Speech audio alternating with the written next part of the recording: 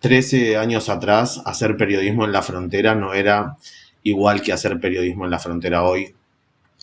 Hace 13 años no existía WhatsApp. Hace 13 años tener una conexión estable a Internet para enviar información al periódico o para publicar en tiempo real era algo difícil. No era fácil tener una conexión estable a Internet en el medio de la selva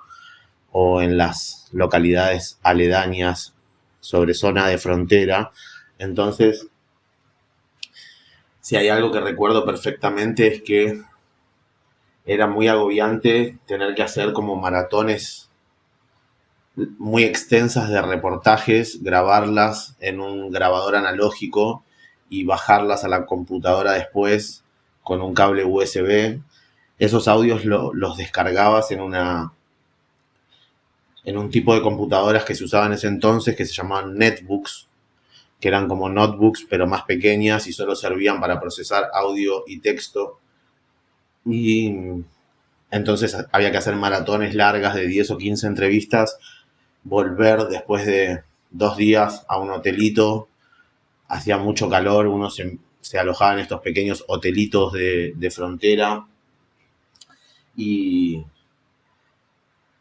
se trabajaba como con mucho calor, con el ventilador encendido en estos hoteles pequeños, y ahí se descargaba el material que uno había gestionado durante los 2 días de trabajo antes de llegar a estos pequeños hoteles, que a veces estaban buenos, a veces eran hoteles de mala muerte. Y recuerdo por aquellos días que me llamaba, de los primeros viajes recuerdo que me llamaba mucho la atención Pichanal, como que había algo en la localidad de Pichanal que me llamaba la atención cuando viajaba a la selva, y de alguna forma a simple vista se podía percibir o era, si uno andaba atento, era fácil identificar que en aquellos tiempos, cuando los cárteles comenzaron a tomar abierto dominio de la frontera argentina norte, de la frontera boliviana sur, de la frontera de Paraguay, de las fronteras de Brasil, digo, no es algo que aconteció solo en la Argentina, pero sí tuvo mucha importancia todo lo que pasó en Argentina, cuando los narcos hace 13 años empezaron, digamos, a instalarse fuertemente y a tomar control. Se notaba que había mucha droga en circulación para pagar trabajos como a los pasadores o a los contrabandistas que van de un lado al otro de la frontera, se les pagaba muchas veces con droga y no con efectivo. Entonces se había generado todo un sistema de microtráfico que creaba la propia gente de ahí de Salta y de Jujuy. Creaban como redes de microtráfico para poner en circulación la droga con la que los cárteles pagaban a los peones que cruzaban la frontera. Y se notaba que la ciudad de Pichanal era como un punto de abastecimiento, de recarga, o un punto logístico en las rutas de la droga, y que este mercado del microtráfico se estaba desarrollando con mucha velocidad ahí. Así que recuerdo que una de las primeras cosas que hice cuando empecé a viajar a la selva era quedarme en Pichanal y poder conversar con la gente de ahí, con las madres y los padres y los niños y adolescentes de las comunidades de pueblos originarios que ya tenían la problemática, digamos, del abandono estructural del sistema político tradicional argentino, que no les daba nada, y estaban ahí los originarios librados a su propia suerte, sino que ahora además los narcos empezaban a meter un montón de droga en la zona como moneda de pago, como moneda de cambio. Eso generaba mercados de microtráfico, y básicamente los narcos locales lo que hacían era comenzar en esos tiempos a distribuir droga entre los niños y adolescentes de las comunidades originarias, donde el alcoholismo ya era un problema, al igual que alcoholismo y violaciones eran como problemas recurrentes, y a eso se sumaba ahora la aparición de la pasta base y de la coca. Entonces eso en Pichanal se veía, se sentía, era un problema que preocupaba, y me acuerdo que pasé bastante tiempo ahí conversando con los vecinos, conversando con referentes de la iglesia. Ahí trabaja la iglesia católica a través de los franciscanos, y recuerdo que hice en aquellos tiempos 2 viajes específicamente a Pichanal.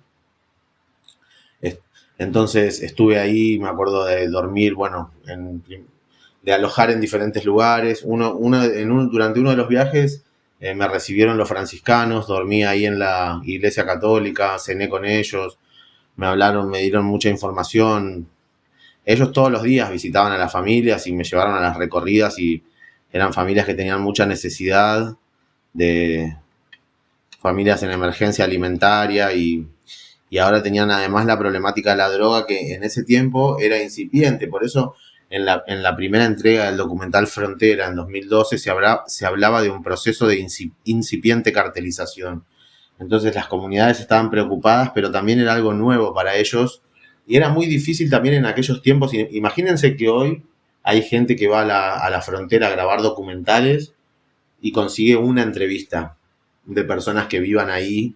y que se animen a denunciar, digamos, los efectos del narcotráfico, del crimen organizado internacional y también de las bandas locales, que se animen a denunciarlo ante la prensa con nombre y apellido, o por lo menos dando la cara de una forma legítima y